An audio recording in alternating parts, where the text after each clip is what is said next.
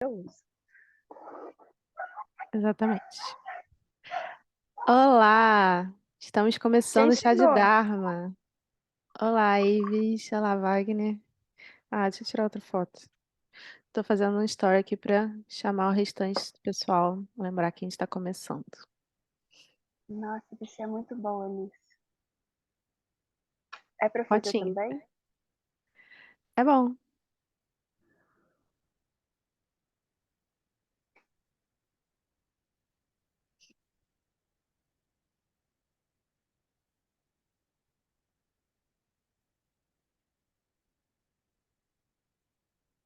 Oi, Luciana, seja bem-vinda. Está dando só mais uns minutinhos para o pessoal acabar de chegar.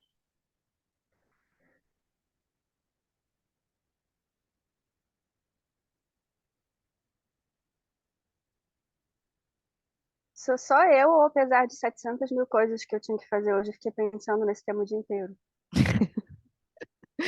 Eu estava mais vivendo esse tema, Sim, minhas batalhas. sim. Enquanto eu estou fazendo story aqui para chamar o pessoal, se você quiser ir falando, manda ver. Ah, mas agora que você pediu pra fazer story, eu também tô fazendo isso. Então tá bom.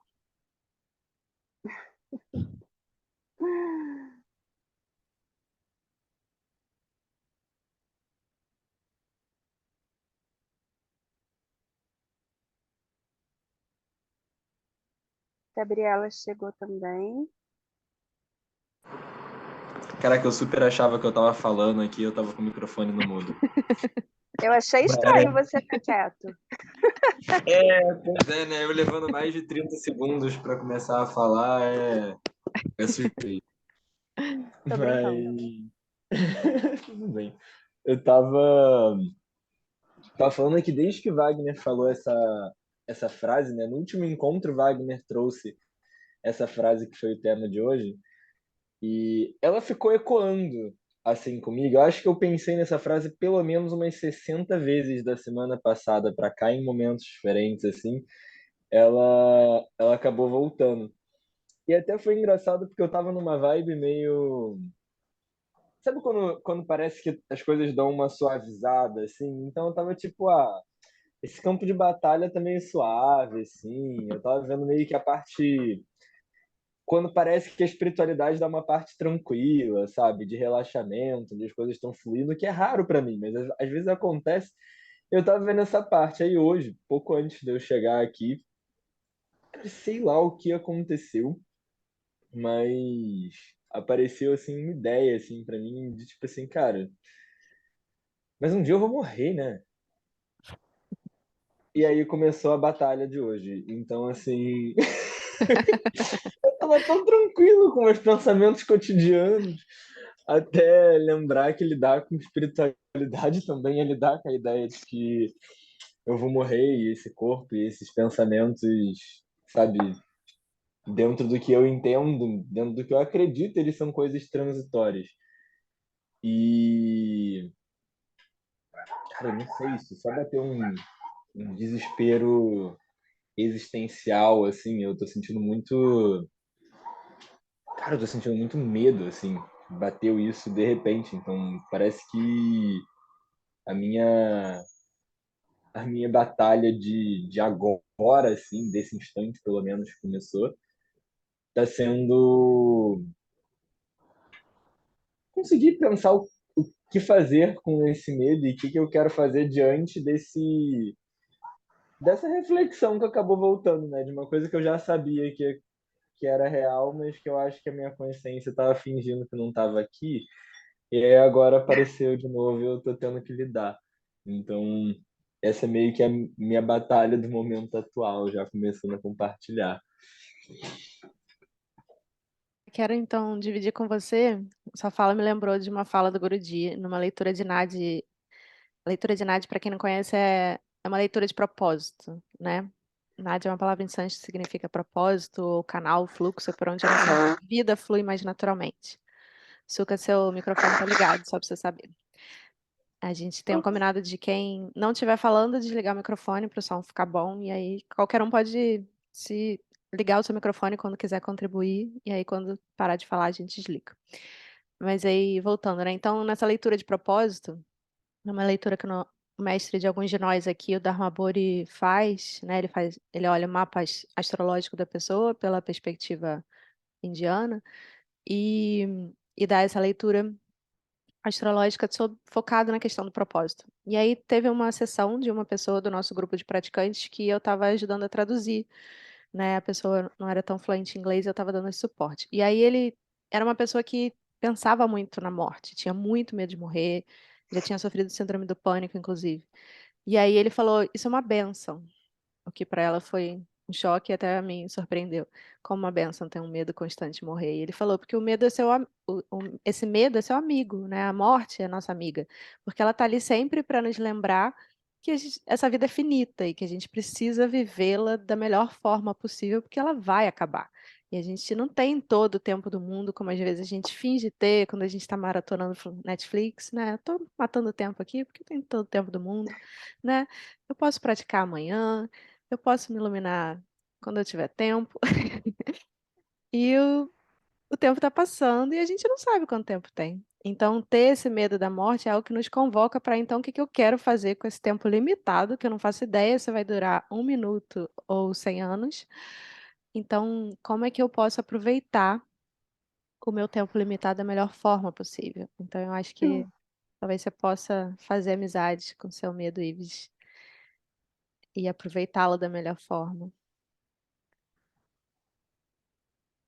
Eu acho que já chegou bastante gente. Vamos fazer uma introdução oficial agora? Posso fazer Vamos, uma errata? claro. Este livro é o Bhagavad Gita.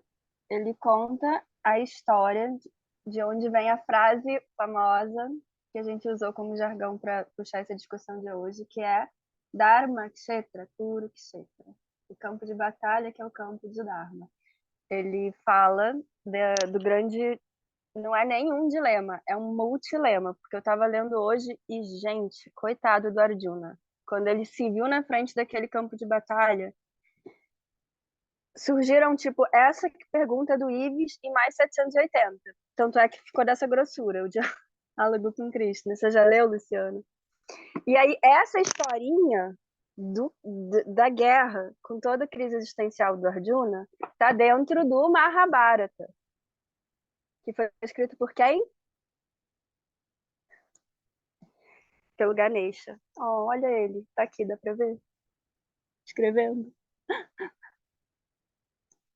Ganesha tem um dos chifres quebrados por causa disso, porque Orishi entrou em transe e falou assim: agora eu vou começar a transmissão desse texto sagrado que vai contar para vocês o que é a mente humana e todo o universo, resolver todos os problemas humanos e falar do que é realmente a mente, a consciência e a paz.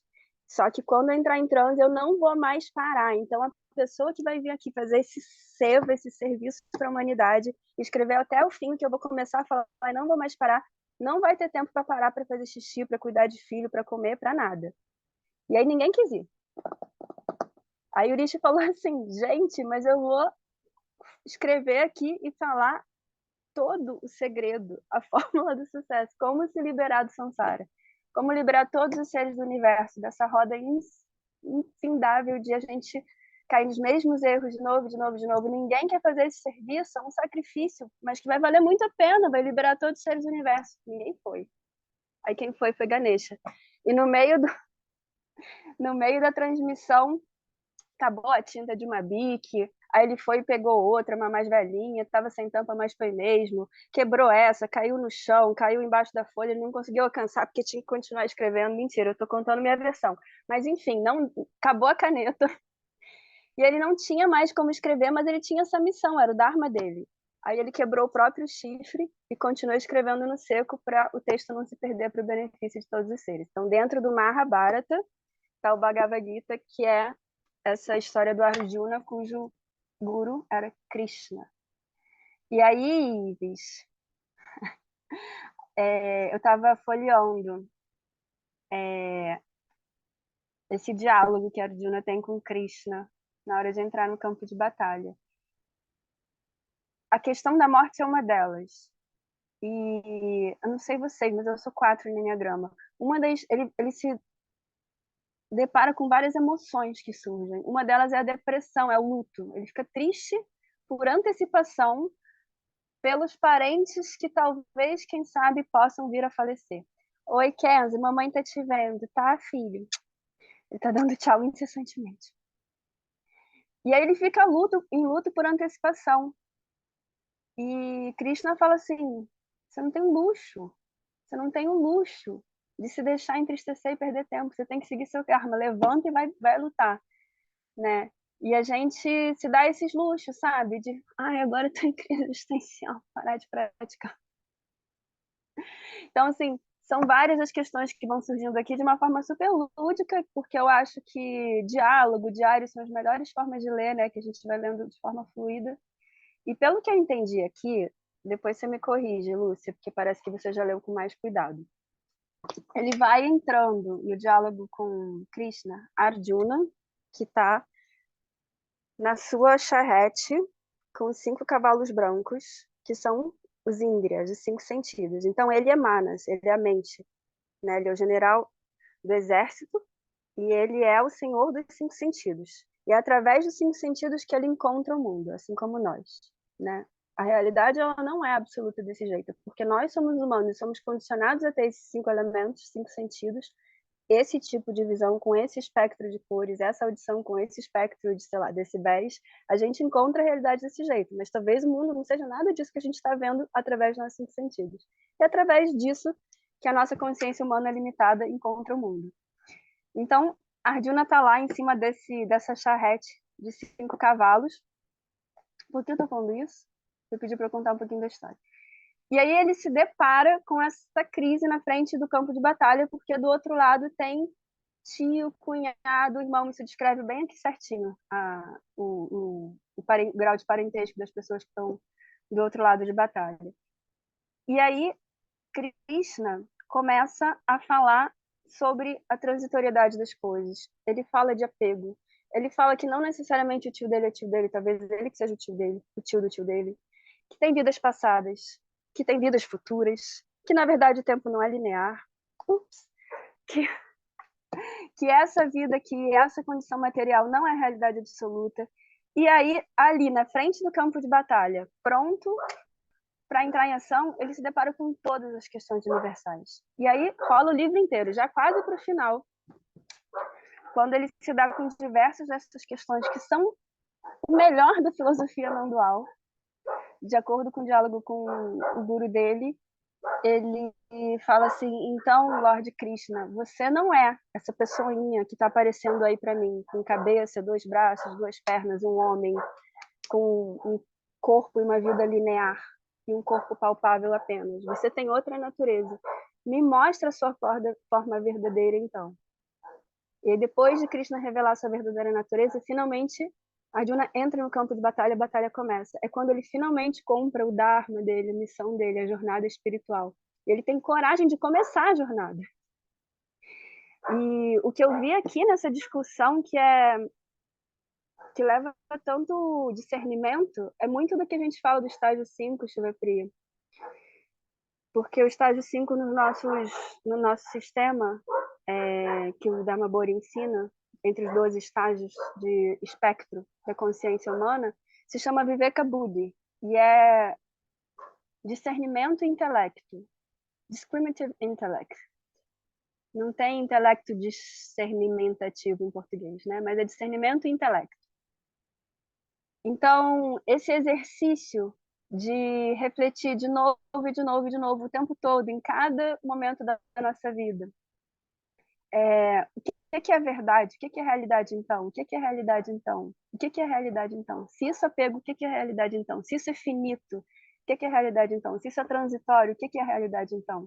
Né? É um exercício incansável. E aí, quando a gente compra essa guerra, quando a gente compra esse compromisso com a verdade, que a jornada espiritual começa, né? Então, foi isso que eu consegui extrair. Oi, Lúcia. Oi, Sadashiva.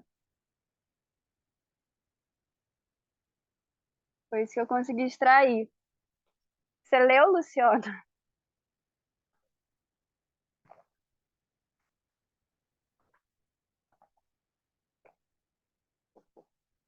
Foi. Eu li partes, eu fui para a Índia agora em janeiro, e depois disso eu fiquei mais ainda pensativa e mergulhada nessas coisas e nas práticas, e voltei com mais dúvidas ainda, mais questões, é assim, né? A gente vai buscar respostas e volta com mais. Eu sou psicóloga também, então eu vi o story de vocês e me interessei bastante em acompanhar, porque é como você falou, é se jogar no campo e ficar se permitir ficar na dúvida, ficar nessa, né, se deixar passar por essas questões tão importantes, sem Seja já achar, já bem-vindo. sei, já descobri, não, isso é, né, deixar fluir e ir aprendendo, né? Então eu já li umas partes, mas estou relendo de novo com esse outro olhar. É muito legal essa perspectiva, Luciana, de poder estar sempre com isso aberto, né? Eu acho que isso tem total conexão com o nosso tema de hoje, né? Porque é não saber as respostas e poder ter essa abertura, ter esse encantamento, né? E para fazer um parêntese no que a Sucassiri apresentou, ela mencionou o estágio 5. O estágio 5 faz parte do ensinamento dos 12 estágios que tem dentro da nossa tradição, que é o Trikamahasida Yoga. Esse ensinamento ele está dentro de um curso que chama Preliminares. É tipo, para quem quer conhecer o Trikamahasida Yoga, quer conhecer esse caminho de Dharma não dual, não sectário, é um preliminar. Mesmo para quem está em outra tradição, ele é muito complementar. E para quem está começando é ótimo, para quem quer recomeçar, porque a gente precisa recomeçar muitas vezes no nosso caminho, né? Também é um ótimo lugar, porque cada vez a gente recomeça de um lugar diferente. Eu vou deixar o link aqui para vocês. O site está em inglês, mas esse curso ele já está a maior parte traduzido, então se alguém tiver interesse na tradução, entre em contato direto com a gente, que a gente combina com vocês como vocês podem acessar a tradução, né? O curso diretamente com o Dharmabori gravado, mas com legendas.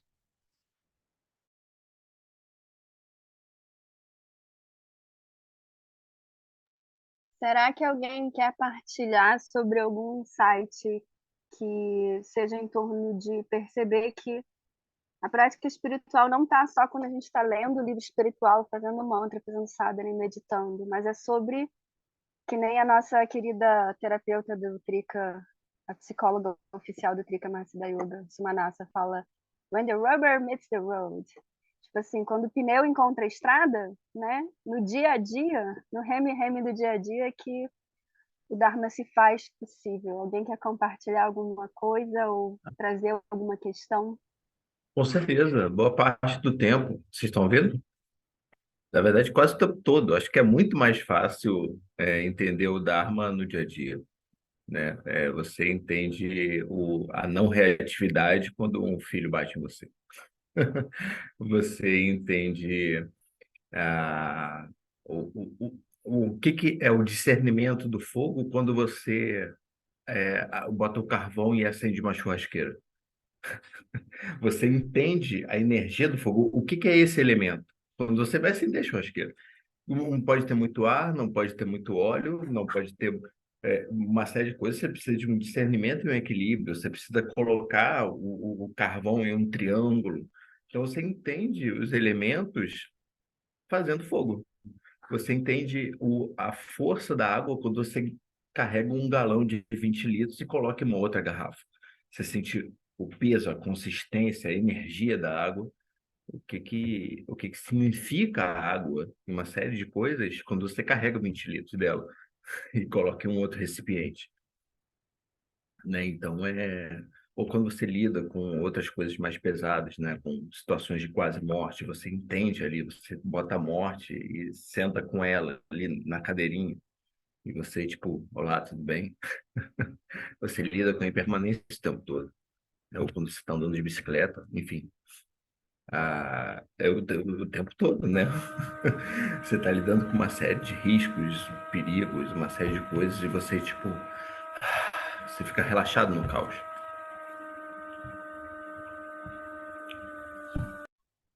Eu falo, É, eu acho que eu já até partilhei isso com vocês, Cassiri, essa semana, mas meu filho estava internado com pneumonia no semi-intensivo.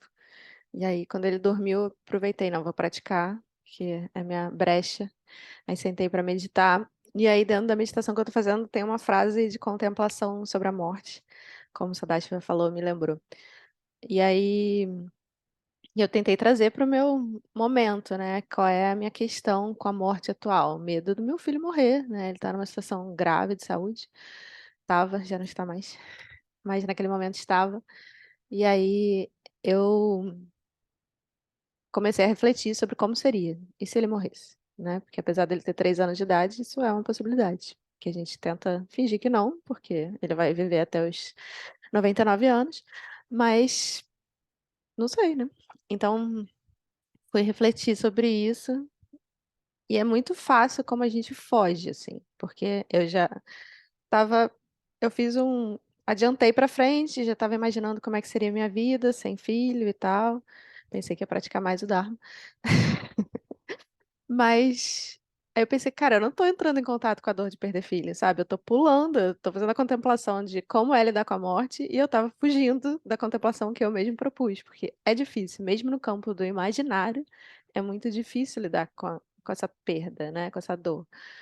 E, e faz parte da vida perder, faz parte da vida ter dores tão intensas como essa, né? Então, eu acho que o nosso grande desafio como praticante é poder encarar essas dores de frente, de peito aberto, e não ficar resistindo.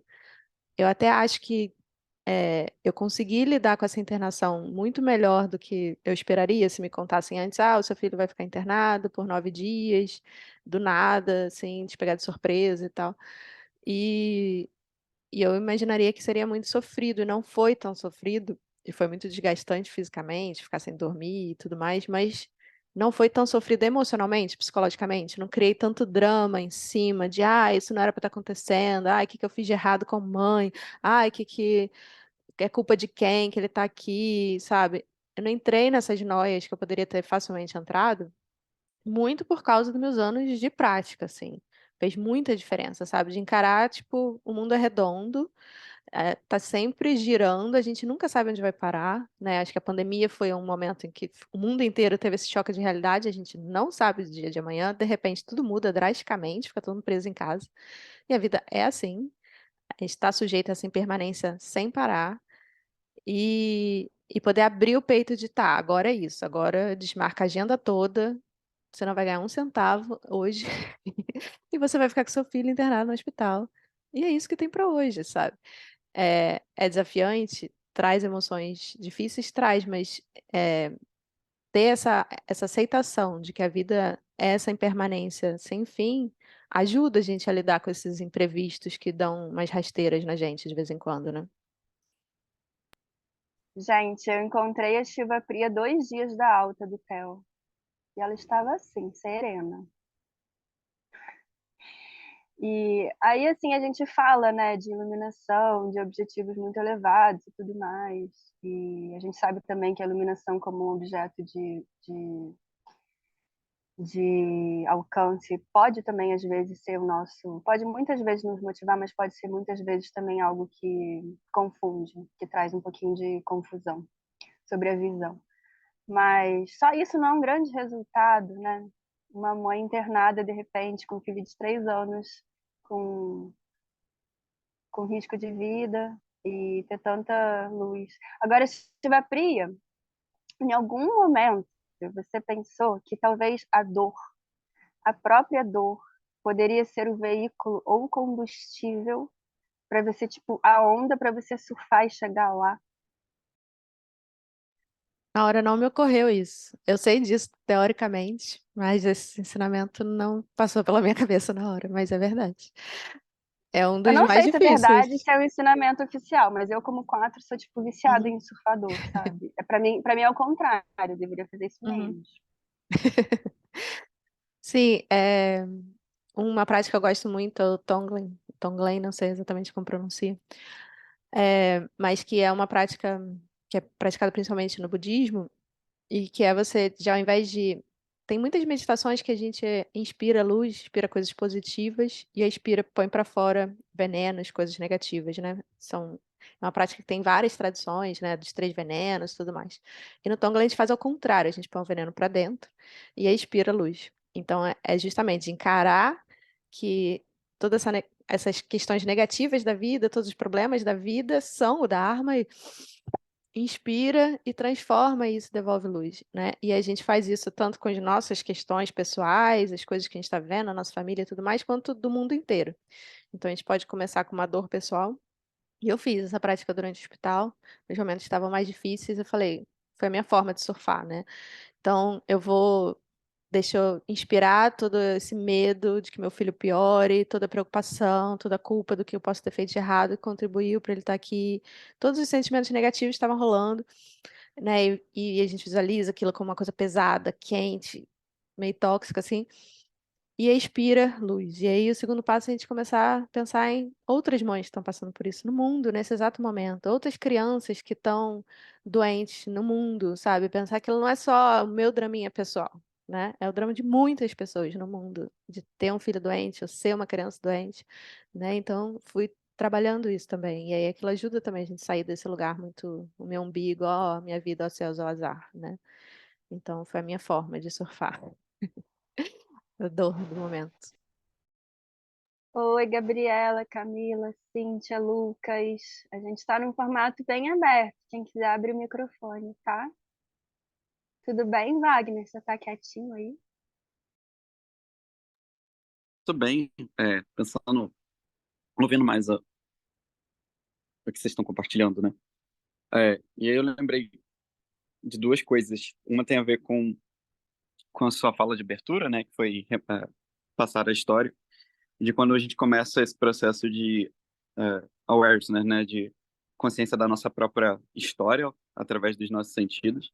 E como foi desesperador para mim. Que foi um momento de tipo, caramba, tá tudo errado ao meu redor. Que é o estágio 2 dentro de mim e ao redor, né?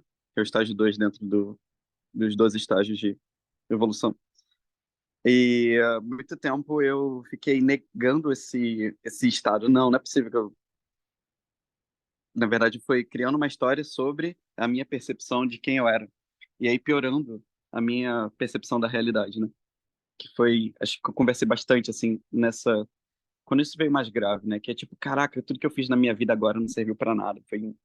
Me coloquei num lugar, assim, pior, porque eu tava muito. Caraca, isso que eu me coloquei numa ilusão o tempo todo, né? E como é que eu tô lidando com isso agora? Que eu já passei dessa fase de, ai, tá bom, não já passei, ainda tô passando dela, mas de uma maneira mais relaxada. E olha só esse comportamento meu que ah, era invisível, agora já é visível.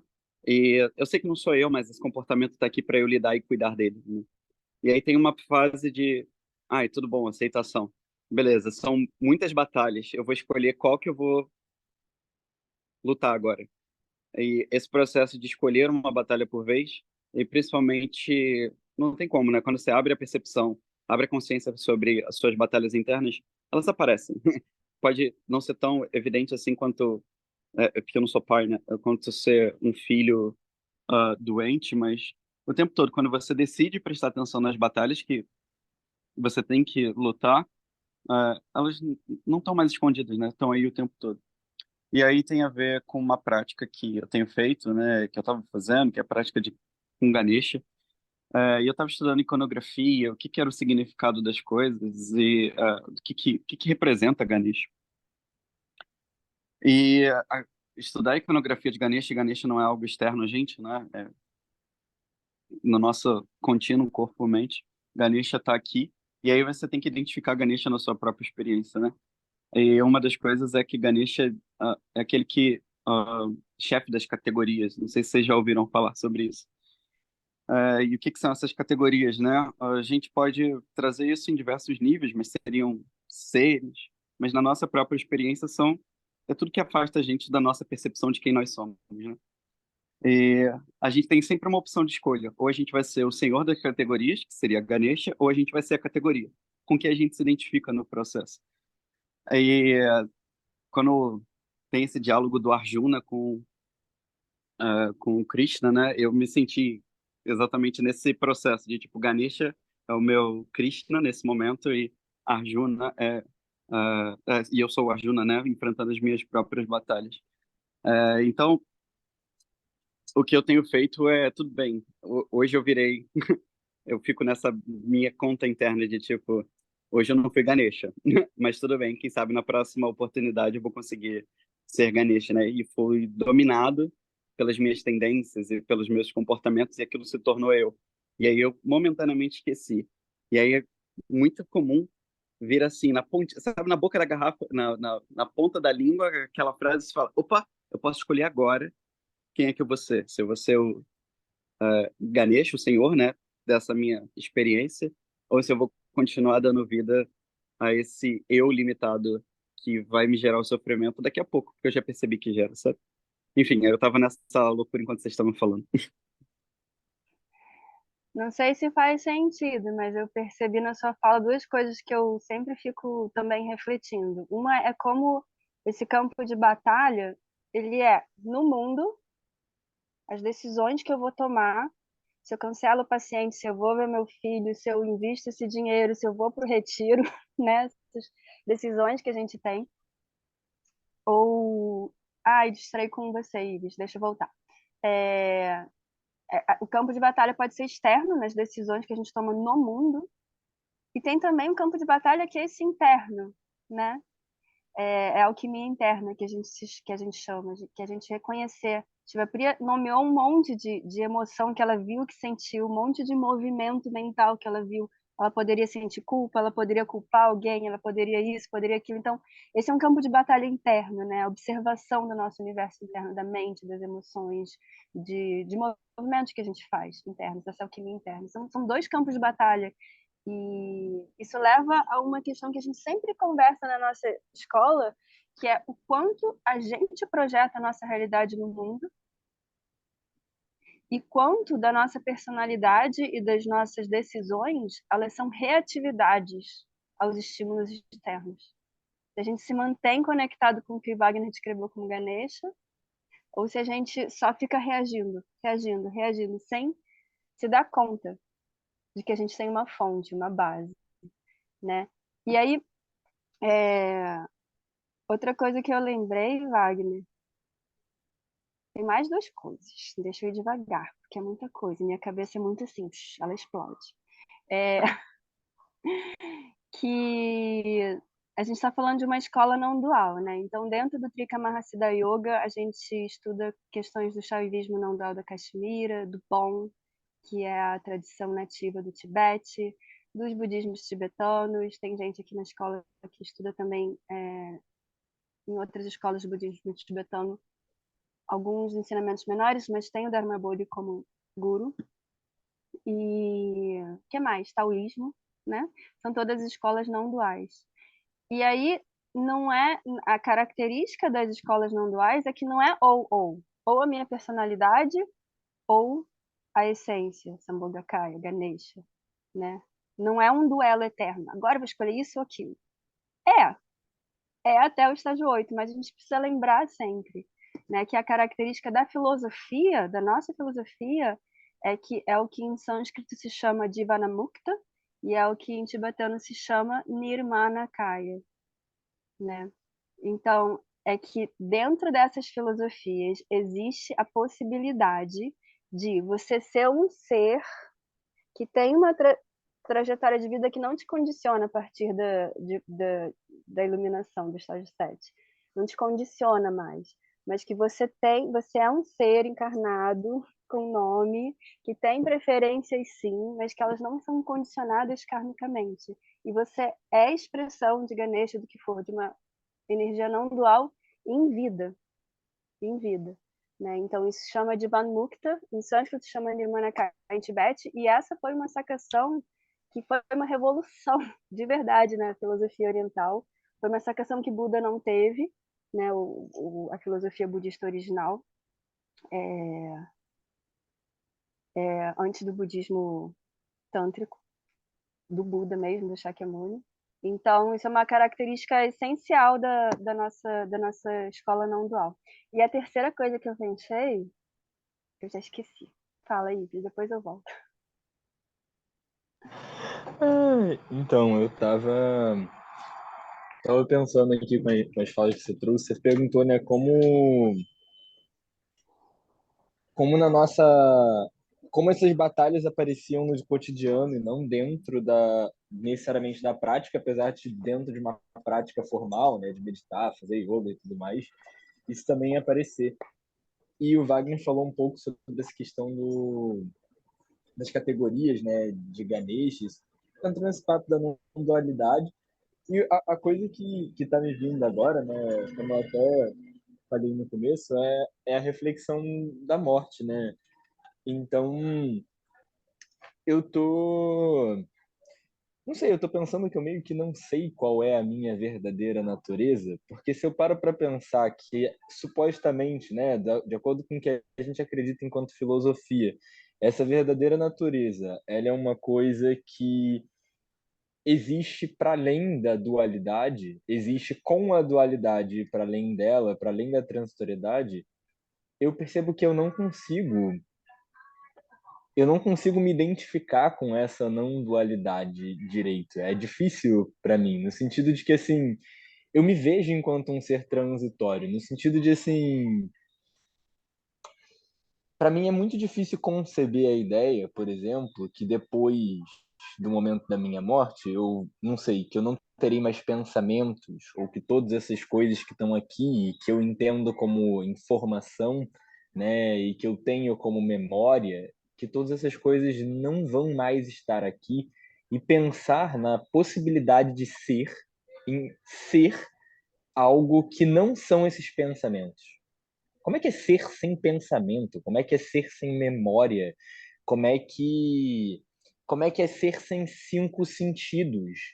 Sabe? Isso para mim parece extremamente abstrato, então me deixa completamente amedrontado, porque a sensação que me dá é de uma aniquilação, assim, né? E apesar de eu ter uma certa teoria, né, ter uma filosofia por trás que diz que, tipo assim, beleza, então eu acho que isso é um bom lugar para eu começar a tentar realmente descobrir o que é essa verdadeira natureza, é um processo é um processo assustador, mas talvez tenha sido até o que a Cicacide trouxe no começo, assim, que talvez isso seja uma vantagem, né? Talvez lembrar dessa possibilidade da morte faça eu olhar agora e falar, tá, então, eu quero conhecer essa natureza. E o que é essa natureza que não são as minhas memórias? E o que é essa natureza que não são só os meus pensamentos e os meus sentidos? O que é essa possibilidade? Para tentar encontrar uma certa, não sei, sabe, para que eu consiga vivenciar isso, para que eu consiga ter uma certa, fazer casa nessa outra natureza, para que eu consiga mais facilmente soltar a ideia desse lugar transitório que é a única casa que eu conheço, que é a única coisa que eu conheço enquanto a experiência de ser, ou pelo menos é a mais corriqueira, né? Ainda bem que você tá nessa escola, né? Senão eu tava transcendentalista já tava indo pro cara. Exatamente. Porque ter a sua agonia, eu acho que é de todo mundo, né? E é por isso que a gente é motivado a continuar praticando, continuar meditando. Agora, pra gente, né, não é eu quero chegar lá no final e ter essa cognição, ponto final. E principalmente ficar pirando no cabeção e tentando entender com a cabeça para ver se vai, né? A escola tântrica é toda de primazia do corpo. Então, é ao honrar e ao viver e corporificar tanto o presente, o aqui e agora, esse corpo manifesta, por estar tão conectado com os cinco sentidos que a gente chega lá. Não é por ultrapassar, atropelar, deixar para trás esse obstáculo, essa coisa ruim que é o que me limita, né? Então, o caminho é continuar cultivando o corpo, se conectando com os cinco sentidos, estando tão presente. Uma das coisas mais legais uns insights assim que o Guruji me deu agora, quando eu passei 45 dias na Costa Rica, Guruji é o Dharma Bodhi, eu chamo ele de meu querido guru em sânscrito. É que às vezes a gente acha que a gente está tendo siddhi, sabe? Que a gente está tendo superpoderes, que a gente está começando a ser meio psíquico, sabe? Saber o que o outro está pensando, perceber uma coisa antes de acontecer. E ele falou assim: some of you guys think you're being like psychic, but actually you're just like very present. E é verdade, se você estiver muito presente, realmente conectado com seus 5 sentidos no aqui e agora, você capta um espectro de realidade expandida, que é o que a gente faz na meditação do centramento, que é a meditação de entrada da nossa escola, né? Ela te leva lá na frente, ela é uma meditação de entrada, mas ela é uma meditação de fruto, né? Ele tem falado muito isso. E é tudo sobre estar presente nesse corpo, com os 5 elementos, aqui e agora, nessa realidade. E é assim os sentidos, não é tirando essa merda desse obstáculo, não. É comprando barulhos, é amando esse sentido, estando tão presente no aqui e agora, né? E, eu acho isso lindo, do caminho tântrico, é incrível, né? Ah, e além disso, Ives, eu achei que a Suka City sempre falou para mim, e levou um tempo para eu acreditar nela. A gente não entende a realidade não dual com pensamentos. Na verdade, os pensamentos atrapalham a gente perceber a realidade não dual, porque a gente justamente tenta usar a mente para se identificar com alguma coisa. Então, uma das etapas do processo é a gente não se identificar com a mente, saber que ela é só uma ferramenta que pode ou não ser usada. E ela vai estar ativa daqui até para sempre. A gente não tem necessidade de abrir mão dessa mente. O que a gente vai fazer é não mais se identificar com os subprodutos errados da mente. E se a realidade não tivesse aqui, através dessa própria mente, a gente não alcançaria, que eu acho que foi o que a Suka acabou de dizer com outras palavras. Então, mais presença na mente, mas sabendo que a mente não é a realidade, porque a realidade ela é inconceituável, toda vez que a gente pensa em nome ou forma, não é a realidade. Então, se a sua mente está tentando conceber o que é a realidade da natureza da mente, o Dharmakaya, ou Shiva Bindu, seja lá como que você queira chamar, a gente está se afastando dela. E aí, o processo é relaxar a mente. E o processo de relaxar a mente é focar na mente. Aí ela vai relaxando. Então, eu perguntei sobre isso na Costa Rica para o Dharma Budi, enquanto estava lá com a Suki, eu não sei se ela lembra. Estava perguntando para o Dharma Budi sobre, poxa, a gente tem uma mente muito linear que foi construída na escola, que foi construída na nossa cultura, através da ciência e etc. E como é que ele fez? Eu perguntei isso para ele. Como é que ele fez para, sabe, não ficar apegado a essa mente conceitual? Porque era a minha história. E aí ele falou, bom, a ciência é transitória. Ela é uma ferramenta do nosso tempo. Olha quantas vezes a ciência já mudou, sabe? E pensar sobre isso ao longo, depois desde que ele me deu essa resposta, foi muito importante, porque eu estava tentando gerar o conceito, gerar uma ideia do que seria ser iluminado. E isso era o que estava me afastando mais de ser iluminado, sabe? Da experiência de ser iluminado. E ele falou com todas as letras que foi assim.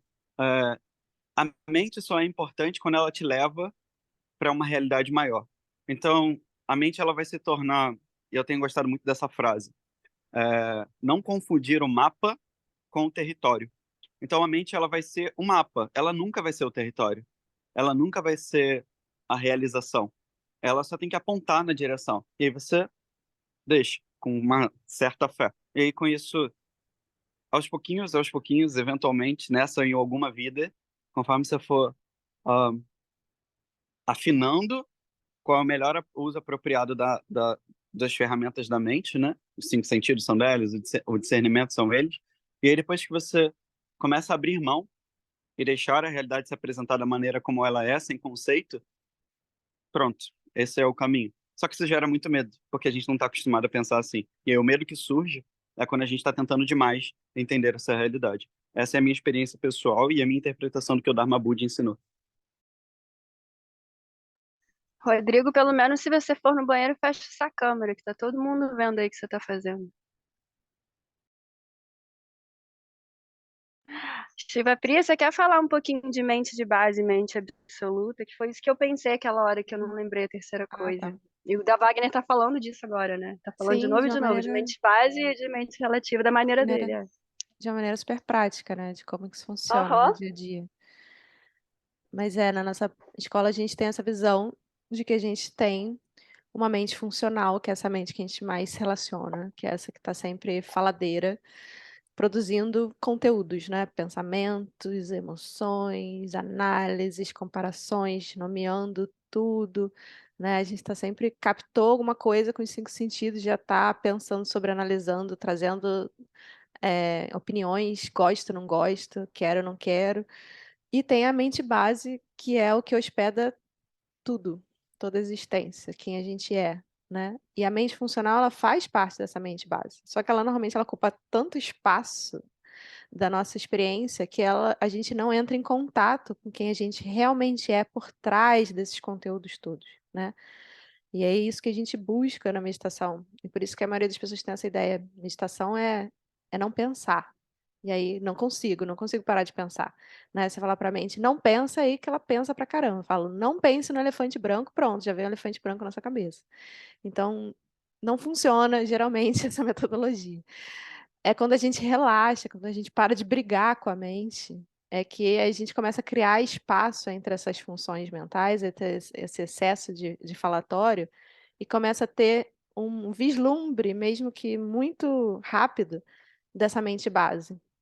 E aí, com a prática, esses vislumbres vão ficando um pouquinho maiores, né? E a gente vai experienciando um pouco mais profundamente quem a gente é de verdade, para além desse falatório constante que tem na nossa cabeça, né?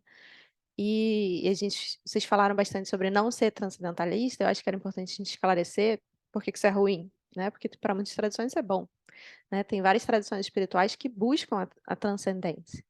E não é que seja ruim a transcendência, mas é que a gente entende que a transcendência acontece na imanência, né? Isso é o não dual, é esse paradoxo, né? Uma coisa não está desconectada da outra. E que o nosso caminho humano de realização é de ser humano, é de viver essa vida, de estar nesse corpo, de ter essa experiência, como o Suka falou, de ter essa experiência dos 5 sentidos, de ter a experiência da nossa mente, como o Wagner falou, de viver o que é ser humano. E aí, por isso, isso tem tudo a ver com o nosso tema de hoje, né? Viver o Dharma na vida, no cotidiano. Então, a gente não é uma tradição monástica, não é uma tradição que renuncia ao mundo e vai viver isolado para ter só a experiência do transcendente. A gente entende que nos interessa a experiência do transcendente aqui agora, no meio dessa zona que a gente vive, pagando conta, criando filho, trabalhando e lidando com violência e trânsito e tudo mais, né? Que é ali que o Dharma realmente acontece. Porque a gente não está negando essa experiência. A gente não entende que isso é uma ilusão, que isso não está acontecendo e que eu preciso ir para uma realidade que de fato está acontecendo, negar, né, o que está acontecendo ao meu redor. Isso para a psicologia seria loucura, negar a realidade que está à nossa volta, né? Essa realidade ela está acontecendo, ela só não é uma realidade completa. Na verdade, a realidade é muito mais ampla do que a gente experiencia com os 5 sentidos. Mas às vezes a gente não está nem experienciando os 5 sentidos. Eu estou aqui no meu celular e não estou ouvindo nada que está na minha volta, não estou sentindo o quanto meu corpo está pedindo água, sabe? Eu estou desconectada da minha realidade interna e externa. Porque estou naquela telinha que captura a nossa consciência completamente, né? Então, primeiro passo para a gente experienciar essa realidade mais ampliada, né? Que o Wagner falou dessa realidade de ser Ganesha, o que que é isso? Né? Ives falou o que é ser iluminado e não ser os 5 sentidos, não ser a mente. Para a gente chegar nesse estado que a nossa mente não consegue capturar, por mais que a gente fique pensando e não chegue lá, e não vai chegar, porque a nossa mente funcional não é capaz disso.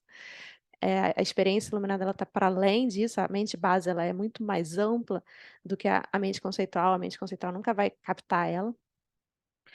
Para a gente experienciar isso, o primeiro passo é a gente estar aqui, como a Suka falou, né? Primeiro de tudo conecta com os 5 sentidos. Entende que está acontecendo. Entende, não, né? É o vício da mente querer entender. Experiencia o que está acontecendo dentro, experiencia o que está acontecendo fora, experiencia que não é bem separado esse dentro e fora, né? Isso é bem poroso e não é bem assim, essa separação rígida que a gente acha que a gente é um objeto, né? E que tudo fora de nós é outro objeto que ou me interessa ou não me interessa, que eu vou consumir ou não vou consumir, né? Então, o centramento é uma meditação que eu sou apaixonada porque ela é muito simples, mas muito profunda, porque traz muito essa experiência. Ela faz parte, ela está no Preliminaries, no curso Preliminares que eu coloquei no chat, e ela está também na Jornada da Mente, do Trika Method, que em breve eu vou abrir um grupo de mentoria dessa jornada para quem tem dificuldade com inglês e não consegue o acesso do curso diretamente com o Dharmabori no site, ou quem quer ter essa experiência de estar num grupo e praticar junto e ter um acompanhamento toda semana para a gente se estimular, se incentivar, né? E nisso eu já entro no tema do nosso próximo chá de Dharma, que é construção de hábito. Como é que a gente consegue manter a tal da disciplina de sentar e praticar yoga, de sentar e meditar todo dia? É um dos grandes desafios do praticante de Dharma, é a disciplina. Que está lá no estágio 2 dos 12 desenvolvimentos, mas que às vezes a gente carrega esse desafio para os estágios depois, ainda fica, né, se debatendo com isso. E a gente oscila, né? Tem fases mais disciplinadas, fases que a disciplina parece uma tortura. E como é que a gente lida com esses altos e baixos do caminho? Então, isso a gente vai conversar no próximo chá de Dharma. E aí, quem quiser trocar sobre isso, a gente vai falar disso semana que vem. A gente só tem mais 5 minutos e dá vontade de ficar falando 3 horas. O que a gente faz? Alguém quer fazer uma fala final? Porque eu quero, se ninguém quiser, eu vou fazer. Olha, eu não queria fazer uma fala final, não, mas para a semana que vem teria algum texto que a gente teria sugestão de leitura? Eu não pensei nisso, Lúcia, mas se eu tiver alguma ideia, eu mando. E se alguém tiver alguma proposta. Tá? Porque hoje era previsto que a gente tivesse feito alguma leitura? Porque eu Não. não entendi isso. Ah, Não, a gente ok. está trocando livremente. A gente até já conversou sobre, de vez em quando, ter um texto base, da gente discutir ele. Mas até agora a gente só fez temas livres, da gente conversar sobre a experiência mesmo, mais do que sobre a teoria. Então, tá bom. Cara, então vamos lá. Eu nem é o que eu ia falar, mas, Lúcia, eu achei esse livro aqui muito bom. Porque o Mahabharata e o Bhagavad Gita são textos que, né, eu nunca li nenhum deles inteiro de cabo a rabo, mas que há 12 anos me falam para ler ele inteiro. E esse aqui tá em português. Ó, Bhagavad Gita, tradução do sânscrito para português de Glória Arieira. Glória Arieira. Aí ele vem todo assim, olha, com o sânscrito em letrinhas de sânscrito, o sânscrito em inglês e a tradução em português grandão, com um resumo do que o capítulo vai dizer em cada início de capítulo, com uma nova corzinha em laranja para cada capítulo. E fala, neste capítulo ele vai falar isso, isso, isso, resumo do capítulo. E se você quiser, você lê a poesia toda. Ele é maravilhoso. Oh, Eu interessante. gostei. Não sou nenhuma especialista em filosofia indiana, nem em sânscrito, mas parece ser bem fácil de ler. Você Sabe qual é o bota no chat o nome dele, só porque eu achei difícil de escrever? Bhagavad Posso Gita. no grupo, né? Tá, pode ser. Vou botar no grupo, tá? Eu não sei qual é o Sampradaya da Glória Arieira, se ela é Vedanta ou Advaita Vedanta, e isso influencia na hora da gente fazer a leitura, porque a leitura, de repente, não vai ser a mesma que a dessa escola, que é dessa proposta das escolas não duais. Não que isso seja um problema, mas é importante a gente saber o contexto em que a pessoa que está fazendo o comentário e a tradução, ela vem, né? E aí Isso. tem, se alguém quiser, souber inglês, tem um grupo de estudo da Kavita Chinayan, que é do Shabda Institute. Você paga lá alguns dólares por mês e ela é uma professora Shaiva Shaktista, não dual, como a nossa, só que é de uma outra linhagem do Shri Vidya, e ela faz comentários, uma leitura por mês do Bhagavad Gita, e isso na percepção tanto do Advaita Vedanta quanto do Tantra não dual. E isso é super importante quando você já sabe mais ou menos qual é a base filosófica por trás da escola dármica que você está, né? Só queria acrescentar isso. Então, tá escrito aqui que a Glória Arieira é do Vedanta, só para vocês saberem. Então, a orientação dela tende a ser mais transcendentalista. Uma tendência, mas dá para captar muito da história com certeza. Minhas considerações finais. Nem sei mais o que ia falar, mas a gente acabou que falou muito, né? E, Shawnee, você chegou nos últimos 3 minutos de conversa, mas foi muito legal. A gente falou de transcendentalismo e imanência, transcendência e imanência, e dessa escola que é não dual, que a gente não vê diferença entre o sagrado e o profano, né? Não é que essa vida mundana de sofrimento humano horrorosa é um obstáculo a ser vencido, porque aqui está o samsara e a gente quer ir para um outro lugar que aí sim tem paz, que aí sim tem liberdade, né? Não é nada disso. E é nesse contexto que o jargão do tema de hoje é relevante, né? O campo de Dharma é o campo de batalha.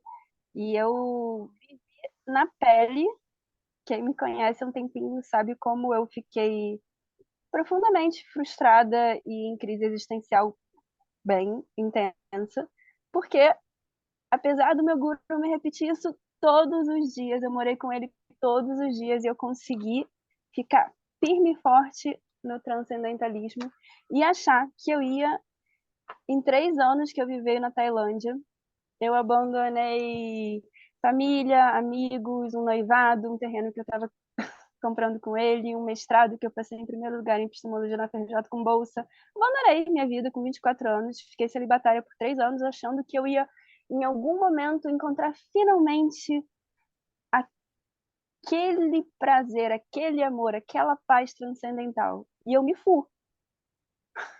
Porque Dharma Kshetra cura Kshetra.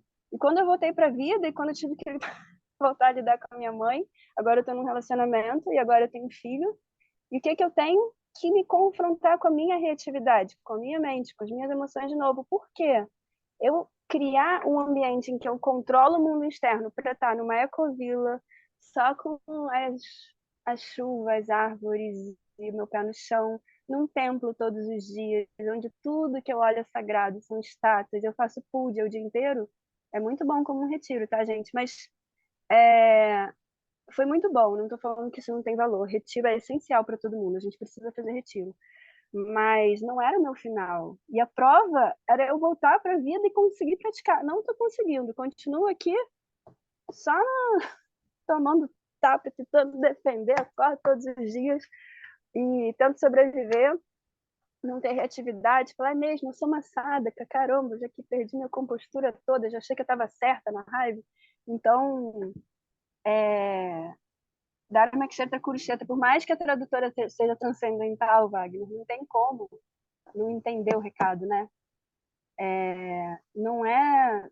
Eu acho que fica claro que tem 0,01% das pessoas que nascem na face da Terra que nasceram para ser padre, para ser monge, né? Mas o resto das pessoas, não. E a espiritualidade é para todo mundo. É um caminho. Né? Então, só assim, só entendendo que é no reme do dia a dia que a gente pode viver o Dharma que faz sentido, né? Sim. Uma coisa que só para fechar é que essa frase ela me convoca muito esse tema da batalha e que eu acho que é escorregadio, da gente achar que é uma batalha no sentido de que eu tenho que ganhar. Eu tenho que provar que eu sou mais forte. Essa é uma das grandes ilusões que a gente cai facilmente, que eu vejo muito meus clientes em psicoterapia, eles trazem muito isso, esse tema, assim, eu estou enfrentando uma batalha, e eles usam muito essa analogia da batalha para as questões que eles estão lidando, os desafios atuais da vida deles. E é algo que todos nós fazemos em algum momento, de ver as coisas como uma grande batalha em que a gente está sempre matando um leão por dia, como a gente fala, né? E isso é um perigo, porque aí a gente não entra nessa doçura e abertura que faz parte do Dharma. E a gente não reconhece que a gente já está lá, embora a gente não esteja experienciando ainda. Ou a gente não identifica que isso já faz parte da nossa verdadeira natureza. Eu não tenho que provar nada, né?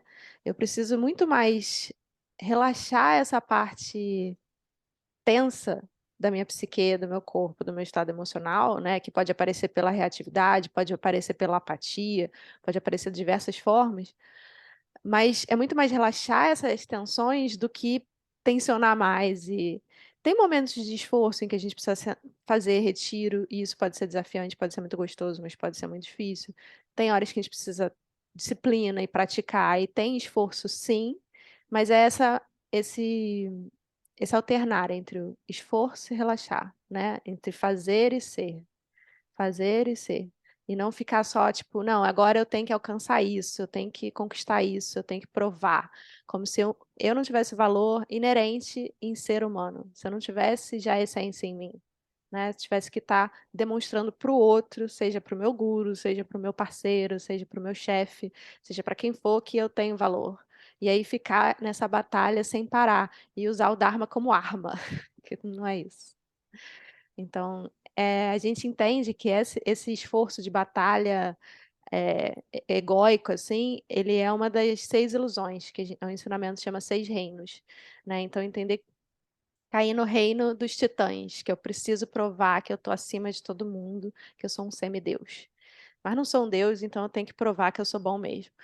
E aí, esses 6 reinos são as 6 formas que a gente se ilude, que a gente trola a gente mesmo, que a gente põe um filtro na realidade e não enxerga a realidade como ela é.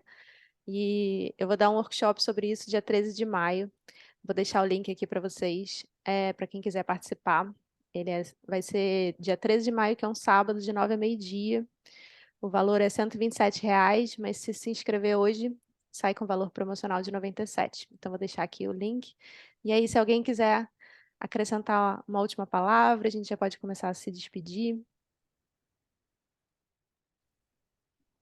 Ah, eu- Ives, se você estava no passado lá no ensinamento da morte em Vitória, o Dharma Bodhi fez uma prática de acho que 1 minutinho em que ele apresentou a consciência, a mente de base para além dos 5 sentidos. Lembra desse exercício?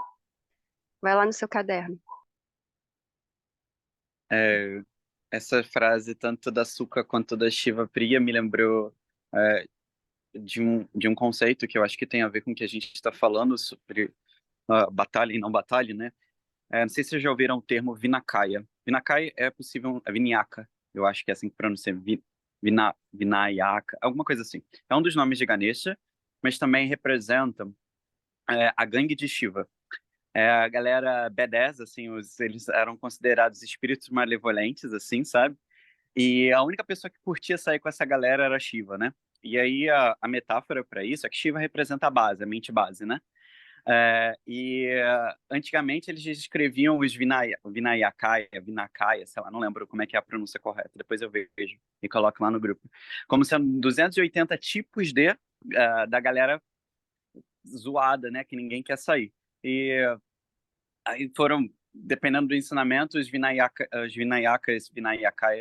eles são 4 ou 6. E depois eles descobrem que na verdade é um só, né? E aí isso é uma metáfora para dizer algumas coisas. Primeiro, Shiva é aquele que toma veneno e não é afetado pelo veneno, certo? Não sei se vocês já ouviram isso. E o veneno para a mente, né? É, a ideia de separação. Esse é o veneno principal. Vinayakas são essas milhões de pensamentos ou batalhas que a gente trava enquanto a gente não se reconhece nesse processo de ser a mente base. E isso me fez refletir e aceitar a minha gangue do mal, sabe? E aí, quando eu aceito a minha gangue do mal, eu não batalho mais com eles. E eu só tenho que disciplinar eles. E é isso que o Shiva faz. Ele disciplina os caras e eles são, como eles são uma gangue, eles trabalham a favor de Shiva. E aí você transformou o que era veneno em Amrita, né? Em em um néctar da imortalidade. É, e isso é muito legal para a gente enfrentar, para se acalmar com as batalhas que tem a ver com o nosso tema. Para assim, caraca, deixa eu criar uma paz primeiro aqui com essa gangue, vamos conversar com essa gangue para elas virarem meus aliados, né? É uma coisa que eu faço para mim, tendo uma reflexão própria sobre esse termo, né, da gangue do mal. Você acabou de descrever o termo que acho que é um dos melhores termos do século XX na espiritualidade do Chogyam Trungpa, que é o spiritual bypass. A gente não pode criar um atalho para o Dharma, achando que a gente pode só olhar para as coisas boas e ver a parte boa e decolar que nem foguete para lá. O foguete vai cair no meio do caminho, não vai dar certo, porque a gente tem que olhar para a sujeira debaixo do tapete. E é isso. Dharma Kshetra Kurukshetra. Amei ver vocês, gente. Beijão. Até Muito mais, bom. gente. Adorei estar com vocês. Semana que vem a gente vai falar sobre os desafios de manter a disciplina no Dharma, de praticar diariamente yoga, meditação, que a gente se propõe a praticar. E eu falei dos 6 reinos, né? Em junho, o Dharma Bodhi vai estar aqui no Brasil e ele vai dar o ensinamento dos 6 reinos, o yoga dos 6 reinos. Então, esse é o workshop que eu vou dar uma introdução para quem quer conhecer ou rever e refletir, aplicar à sua vida mais essa reflexão dos 6 reinos, identificar as formas que a gente está se trolando, está se confundindo, está projetando ilusões na realidade. E aí, em junho, ele vai dar o yoga dos 6 reinos, em que ele vai mostrar práticas de yogas, asanas, para transformar esses padrões, para a gente não cair tanto nessas ilusões, né, de uma maneira bem prática. Então, vai ser um ensinamento de vários dias, e ele também vai ensinar sobre o Enneagrama, que é o Enneagrama de personalidade. A gente vai falar sobre qual é o nosso tipo de personalidade, qual o sabor que a gente traz para esse mundo, qual é a nossa forma de estar no mundo e os desafios específicos desse sabor, né? São 9 tipos, e dentro desses 9 ainda tem subdivisões. É muito transformador esse ensinamento, porque traz um autoconhecimento, nos ajuda a enxergar nossos pontos cegos, é muito bom. Então, ele vem em Vitória, em junho, a partir do dia 4 de junho. Entrem lá no site, eu coloquei o link para quem quiser saber mais. É uma oportunidade muito especial tê-lo aqui no Brasil. Então, a gente se vê semana que vem. Muito obrigada a todos vocês estarem aqui. Vamos tirar uma Amei fotinha? ver os bebezinhos, gente. Eu vi o João, Shawane trouxe o baby, muito legal, né?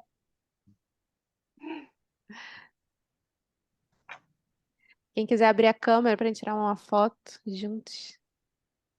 E a gente se dá um tchau. Faz o mudra de Shiva, Wagner.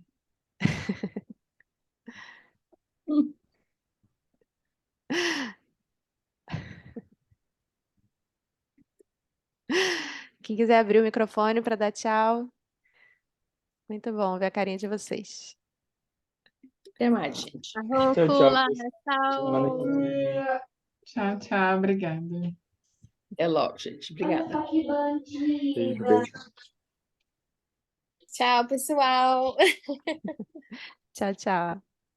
Tchau, Lucas. Não é Lucas, era uma menina. Ah, tá ali o Lucas. Tchau, gente. Aperta. Isso aí. Como é que tá o baby, saudade? Seu microfone tá desligado. Tá na mamação agora. Tava no meu colo um tempo.